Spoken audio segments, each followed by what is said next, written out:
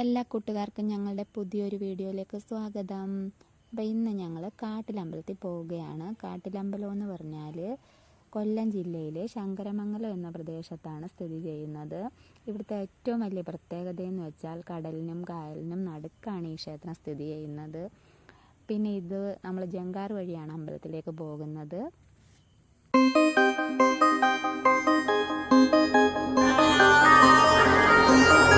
ജങ്കാർ യാത്രയിൽ നമുക്ക് കായലിൻ്റെ ഭംഗിയൊക്കെ ആസ്വദിച്ച് ക്ഷേത്രത്തിലേക്ക് എത്താം. ഒരു പ്രത്യേക അറ്റ്മോസ്ഫിയറാണ് ഇവിടെ.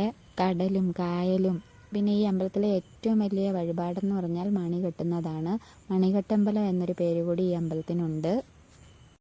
ക്ഷേത്രത്തിൽ വന്ന് മണി കെട്ടി പ്രാർത്ഥിച്ചാൽ ഏതാഗ്രഹവും നടക്കുമെന്നാണ് ഇവിടുത്തെ വിശ്വാസം.